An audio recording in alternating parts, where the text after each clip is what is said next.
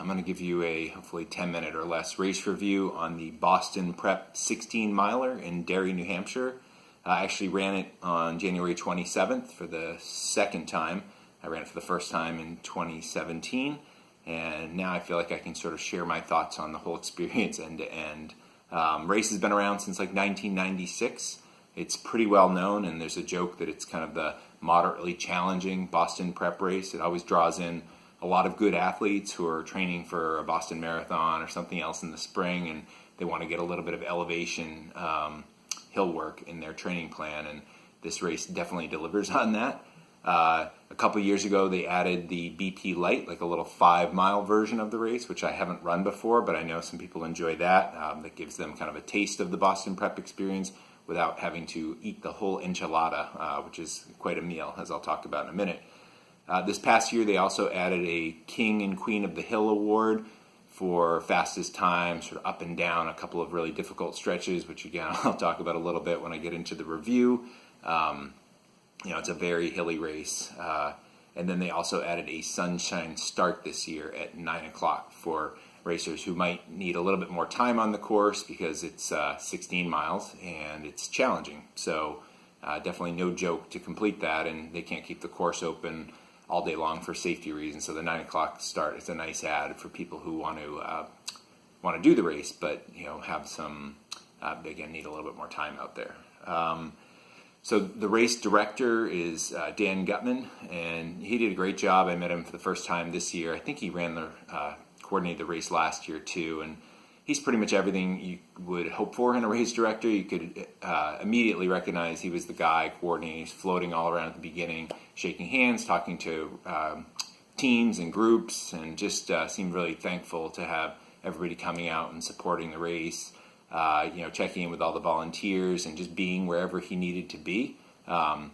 Seemed very relaxed and easygoing, but I'm sure, as a director of such a large race, there's a lot of stress involved too, but it wasn't really showing. So he's a pro, so the race is lucky to have him. Also, just tons of folks from the Greater Derry Track Club, you could tell, volunteering, and that's a terrific group and a lot of excellent people there helping out and making the whole thing work, which is, a really difficult accomplishment, but they made it look easy. So the overall course, again, 16 miles, very hard. I remember last year, 2017, when I ran it for the first time, some people had told me leading up to it, they're like, oh, it's tough, don't do anything more than your marathon pace. And I thought, well, that's kind of silly. A marathon's 26 miles, this is 16. I should be able to do something between my half marathon pace and marathon pace, but sure enough, this race calibrated me back down to my marathon pace, which, so when I ran it last year, I held on for dear life to kind of hit anywhere close to my marathon pace. It was really tough. Forget like having a race plan, splits and all that. I tried to go in with that last year, but there's a lot of uphills, a lot of downhills. You'll run some fast miles, you'll run some slow miles.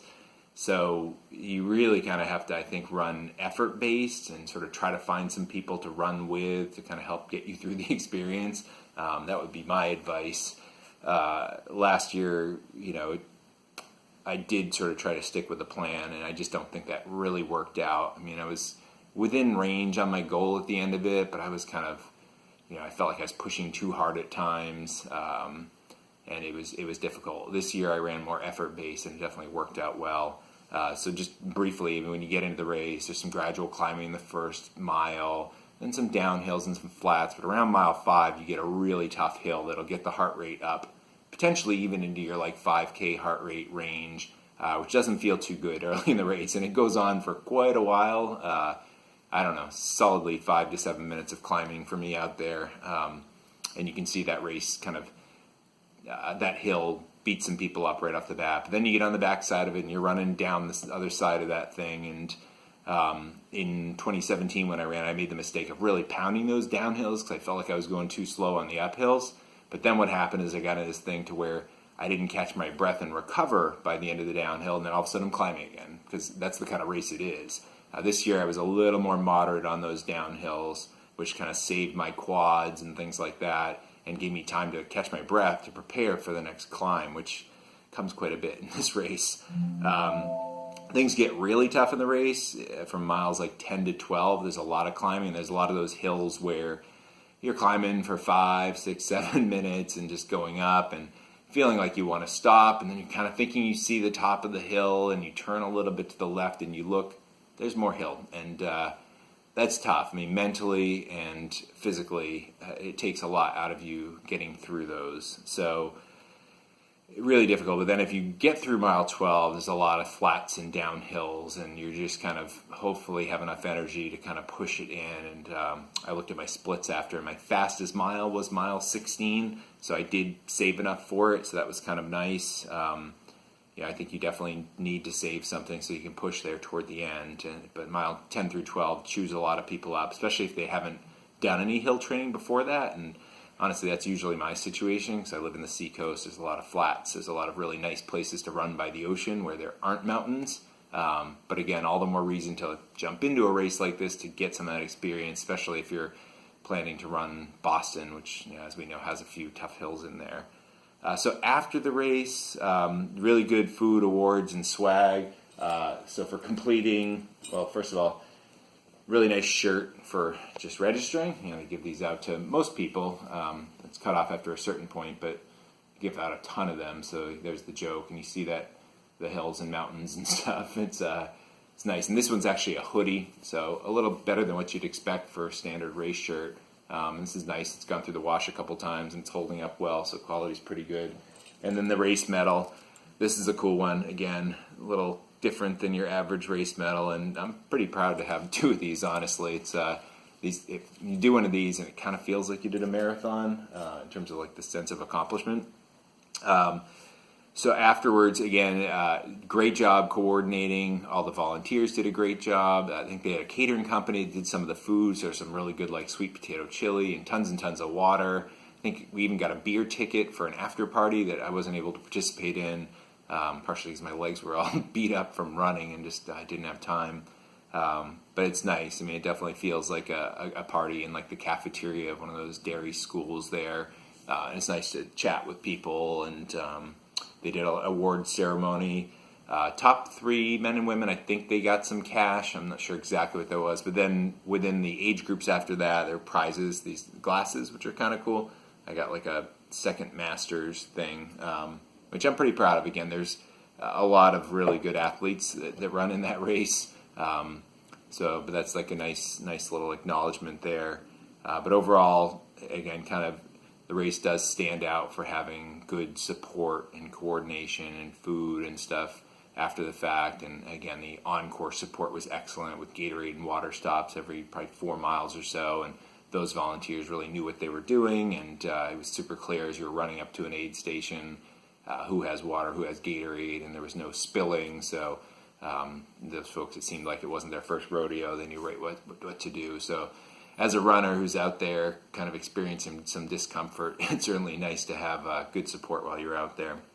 So overall, I'd give this race like a solid A, and I would put it in that category of like a bucket list, a New England bucket race that you should do at least one time, maybe more than once if you're silly like me. I can imagine probably going back again next year. I mean, it's a little too soon to think about that, but it's the kind of race where you get through it and you really feel like you've done something good, because it's not an easy race at all. And I would say if you can get through this one in one piece, like you probably can complete a marathon too, because level of effort and exertion.